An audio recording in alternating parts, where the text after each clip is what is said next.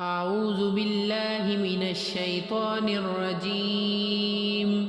بسم الله الرحمن الرحيم. الرحمن علم القرآن خلق الإنسان علمه البيان. الشمس والقمر بحسبان والنجم والشجر يسجدان والسماء رفعها ووضع الميزان ألا تطغوا في الميزان وأقيموا الوزن بالقسط ولا تخسروا الميزان والأرض وضعها للأنام فيها فاكهة والنخل ذات الأكمام والحب ذو الأصف والريحان فبأي آلاء ربكما تكذبان خلق الإنسان من صلصال كالفخار وخلق الجان من مارج من نار فبأي آلاء ربكما تكذبان رب المشرقين ورب المغربين فبأي آلاء ربكما تكذبان مرج البحرين يلتقيان بينهما برزخ لا يبغيان فبأي آلاء ربكما تكذبان يخرج منهما اللؤلؤ والمرجان فبأي آلاء ربكما تكذبان وله الجوار المنشآت في البحر كالأعلام فبأي آلاء ربكما تكذبان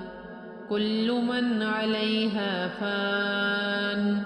ويبقى وجه ربك ذو الجلال والإكرام فبأي آلاء ربكما تكذبان يسأله من في السماوات والأرض كل يوم هو في شأن فبأي آلاء ربكما تكذبان سنفرغ لكم أيها الثقلان فبأي آلاء ربكما تكذبان يا معشر الجن والإنس إن استطعتم أن تنفذوا من أقطار السماوات والأرض فانفذوا لا تنفذون إلا بسلطان فبأي آلاء ربكما تكذبان يرسل عليكما شواظ من نار ونحاس فلا تنتصران فبأي آلاء ربكما تكذبان فإذا انشقت السماء فكانت وردة كالدهان فبأي آلاء ربكما تكذبان فيومئذ لا يسأل عن ذنبه إنس ولا جان فبأي آلاء ربكما تكذبان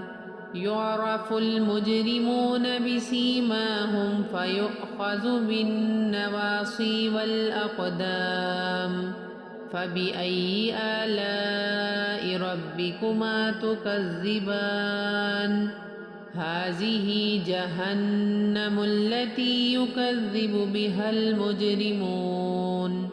يطوفون بينها وبين حميم آن فبأي آلاء ربكما تكذبان ولمن خاف مقام ربه جنتان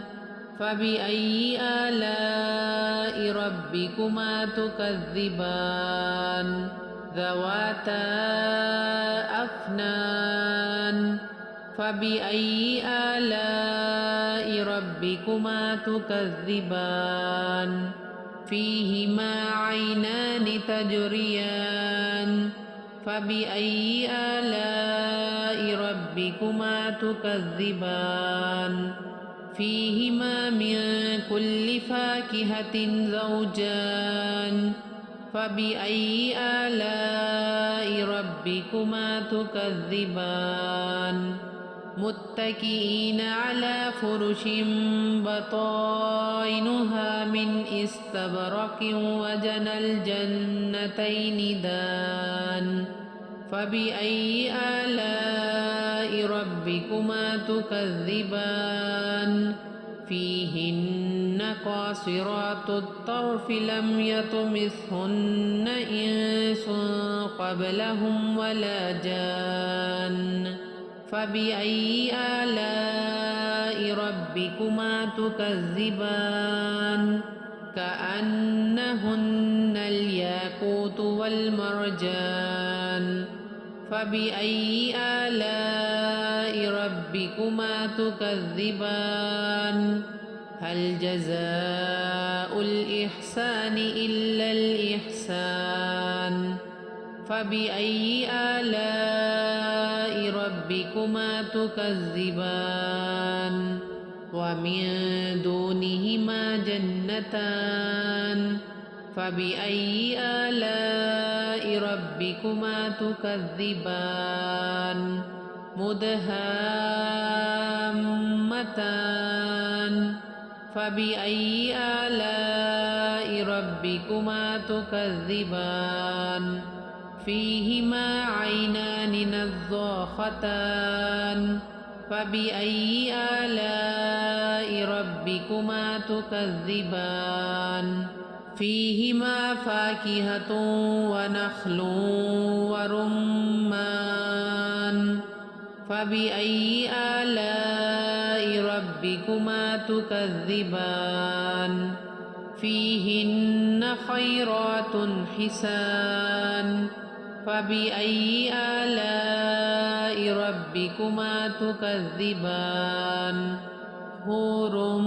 مقصورات في الخيام فبأي آلاء ربكما تكذبان لم يطمثهن إنس قبلهم ولا جان فبأي آلاء ربكما تكذبان متكئين على رفرف خضر وعبقري حسان فبأي آلاء ربكما تكذبان تبارك اسم ربك ذي الجلال والإكرام صدق الله العظيم.